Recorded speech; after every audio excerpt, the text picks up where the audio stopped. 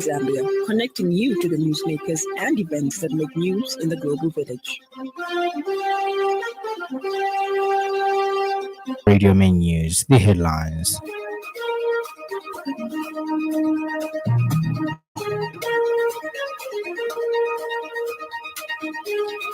EIZ President,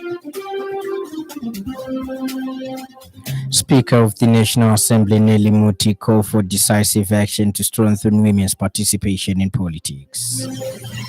And Nigeria holds Christian pilgrimage to Holy Land over Middle East conflict. This bulletin is streaming live on our Facebook page, 5FM Radio Zambia, and also streaming live on our YouTube channel, 5FM Radio Zambia. With the details, my name is Sannie Banda. Engineering Institution of Zambia EIZ President Wesley Kaluba says engineering must remain a practical and people-centered in advancing sustainable development. Engineer Kaluba was speaking during the commemoration of World Engineering Day, which the institution commemorated by undertaking renovation and maintenance works at the emergency department of the University Teaching Hospital UTH Adult Hospital in Lusaka. He said this year's theme, Smart Engineering for a Sustainable Future Through Innovation and Digitalization, emphasizes technological advancement. Smart engineering must also respond to immediate. As part of the initiative, engineers repaired and replaced 40 lighting, fixed water leaks, and addressed plumbing-related challenges in the accidents and emergency department. Engineer Kaluba noted that reliable systems are critical in healthcare settings, as proper lighting, safe water supply, and well-maintained facilities directly support patient care and medical operations. It is truly a pleasure to be here today as we commemorate the World Engineering Day under the theme Smart Engineering for a Sustainable Future Through Innovation and Digitalization. When we hear words like smart engineering and digitalization, we often think of advanced systems, new technologies, and complex innovations. And indeed, these are important. But today, we are reminded that smart engineering is also about being practical, responsive, to be people-centered. Smart engineering is about using our skills to make environment safer, more efficient, and more sustainable. That is why the Engineering Institution of Zambia has chosen to mark this day not only with speeches, but with action. Speaking at this same event, UTH Adult Hospital Senior Medical Superintendent Dr. Charles Mbewe described the gathering as significant because it highlights the essential role engineers play in strengthening public services, particularly in healthcare. Dr. Mbewe expressed gratitude to EIZ for selecting UTH Adult Hospital as a beneficiary of this year's commemoration and for undertaking renovation works in the emergency department, which he described as one of the busiest and most critical units in the hospital. Today's gathering is significant because it highlights the critical role engineers play in strengthening essential public services, particularly healthcare in this case. On behalf of the University Teaching Hospital Adult Hospital Management, I wish to sincerely thank the Engineering Institute of Zambia for coming through to undertake renovation works in our emergency department as part of this year's commemoration. The emergency department is one of the busiest and most critical departments in our hospital. It is the first point of contact for patients requiring urgent and life-saving intervention. The National Pension Scheme Authority (NAPSA) has exceeded its revenue target in the previous financial year, collecting 10.4 billion kwacha above the projected amount. NAPSA Director General Myangwa disclosed this during the authority's annual media engagement held in Lusaka this morning. Mr. Myangwa described the performance as a significant achievement, attributing it to strengthened compliance measures, enhanced employer inspections, and improved contribution collection systems. He added that the performance reflects growing confidence in the pension scheme and underscores the authority's commitment to safeguarding members' funds while continuing to expand coverage and improve service delivery for workers across the country. He has further noted that the authority recorded a cumulative membership of 3 million people since its establishment in 2000. Mr. Miangwa, however, noted that out of the 3 million registered members, 1.1 million are currently active contributors to the scheme. So we set ourselves a target of 10 billion. We hit 10.4 billion on the investment portfolio. We are looking at growth. I mean, the scheme has to grow if we are to meet the obligations going forward. Remember, obligations for NAPS are not short term; they are very long term. So it has to continually grow to make sure that we know in 2050 we'll be paying a maximum of so many people will be retiring, and therefore, if the current levels or the current growth levels in pensions is projected, Decisive in that inclusive democracy cannot be achieved when women remain underrepresented in decision-making spaces. Speaking as guest of honor at the Women's Participation in Politics conference in Lusaka, the Speaker of the National Assembly of Zambia said advancing women's leadership is both a constitutional and moral reason for convening the conference under the theme Advancing Women's Leadership, Strengthening Inclusive Democracy and Equal Representation in Zambia, describing it as timely and strategic.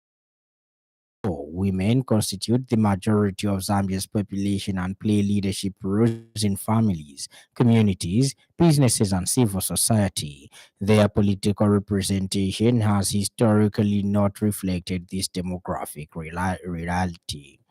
Dr. Muti emphasized that inclusive democracy is not a favor of fairness, justice, and strengthened governance through diversity of thought, experience, and perspective. She highlighted that Zambia has made notable strides in advancing gender equality through progressive legislation, gender responsive policies, and increased advocacy for women's political participation. Meanwhile, speaking during a panel discussion, Sylvia Masebo urged women aspiring to join politics to clearly understand their motivation for standing as candidates and to be fully aware of the issues affecting their communities. I said, please let's talk about 30%. I can bet you it will be a very 30%. So the barrier of legislation is another barrier, but Zambia has made some progress. The third one you would like to talk about is finance. Zambia NGO Wash Forum, a consortium of 61 local and international CSOs advocating for the realization of the human right to water and sanitation in Zambia, has held a high-level engagement with the South African Parliament's Portfolio Committee on Water and Sanitation. The development is seen as a landmark move towards unified regional water governance. The session served as a strategic knowledge sharing platform where the forum detailed its successful collaboration with the National Assembly of Zambia to establish a dedicated parliamentary caucus on water, sanitation, and hygiene. In a statement by NGO Wash Forum coordinator Bubala Mumba, the forum stated that the institutional milestone in Zambia was significantly enabled by the strategic support of the European Union EU delegation in Zambia through the Water Voices United WVU project. It added that as a four-year initiative co-funded by the EU and Danish People's Aid and led by SNW, the WVU project has been the bedrock of this progress, providing the technical and organizational capacity necessary to bridge the gap between civil society advocacy and legislative action. The forum indicated that the dialogue in Cape Town was further enriched by a unique tri-national perspective, bringing together the varying legislative experiences of Liberia, Uganda, and Zambia. It said while Uganda shared insights from over a decade of its established parliamentary forum and Liberia highlighted the power of presidential compacts, the Zambia NGO WASH Forum demonstrated how a younger caucus, boosted by international partnership, can rapidly become a beacon for sustainable sector regulation and budget advocacy.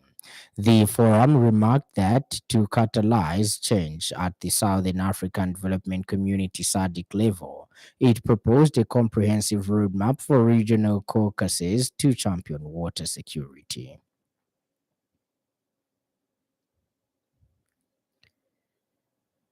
Government, through the Ministry of Tourism, has expressed gratitude to the Kaunda family for continuously honoring the legacy of Zambia's first Republican president, Dr. Kenneth Kaunda, through initiatives such as the Kenneth Kaunda Marathon. Speaking during the 2026 KK Marathon kit launch, Minister of Tourism Rodney Sikumba described the marathon as a living expression of the recently unveiled Zambia Moves brand founded on unity and peace. He commended key sponsors, including Stanbic Professional Insurance Corporation Zambia Managing Director Moses Siame, says anchored in its deep respect for the life and legacy of Dr. Kaunda, holding the values of unity, resilience, building. Stanbic Bank Zambia Chief Executive Mwindwa Siagalima noted that the marathon reflects the bank's belief in shared progress and strong and united communities. He reaffirmed Stanbic's pride in playing a leading role in the 2026 edition. KK taught us value of one Zambia, one nation. My president, President HH, spices it up, says one Zambia, one nation, one people.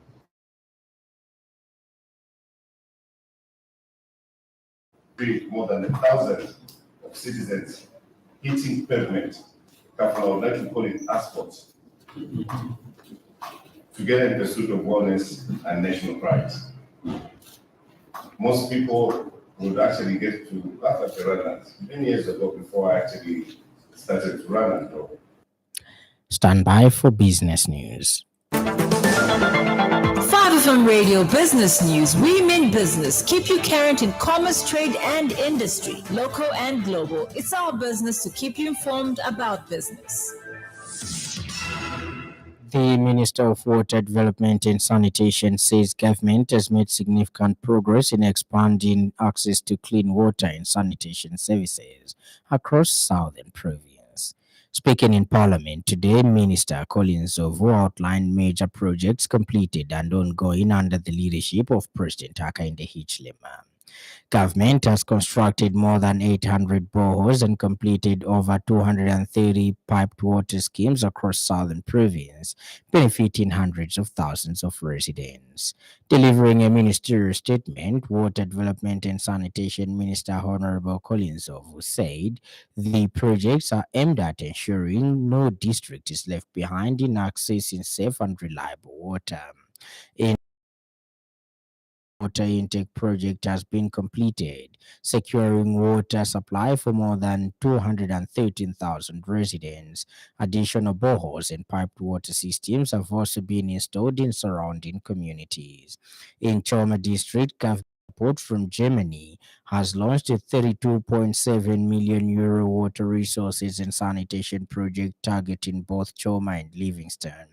The project will rehabilitate key infrastructure, improve sanitation services, and strengthen climate resilience for 326,000 people.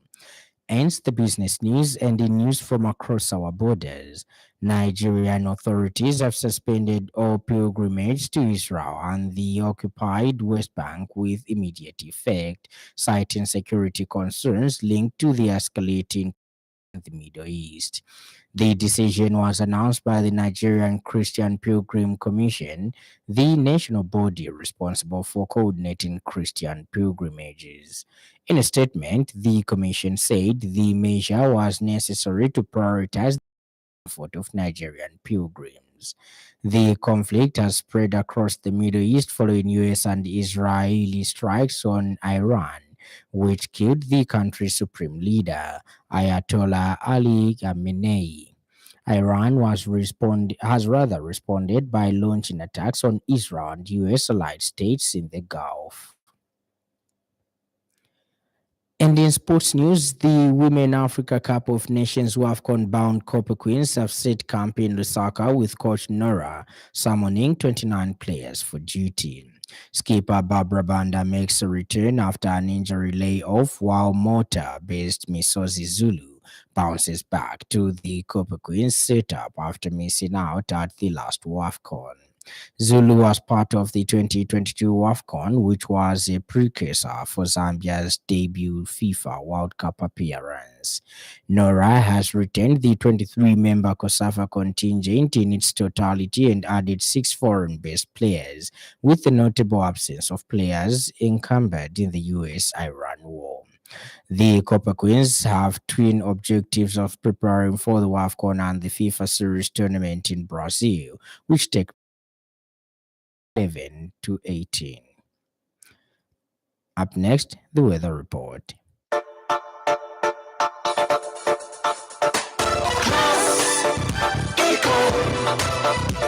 Class Econ Roofing Africa. Class Econ Roofing, plot 1710 of Class Econ Roofing Africa. Class Econ. Evening is partly cloudy and brings us to the end of the news. But before we go, a recap of the stories that made headlines.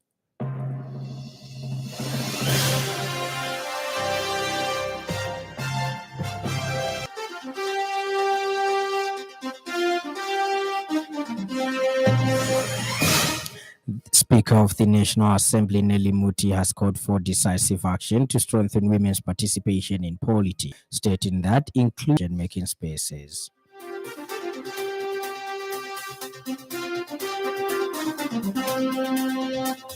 And finally, in the news, Nigerian authorities have suspended all pilgrimages to Israel and the occupied West Bank with immediate effect, citing security concerns linked to the escalation. That's it, and that ends our news this evening. For more information and for more news, follow us on Facebook, 5FM Radio Zambia, and subscribe to our YouTube channel, 5FM Radio Zambia.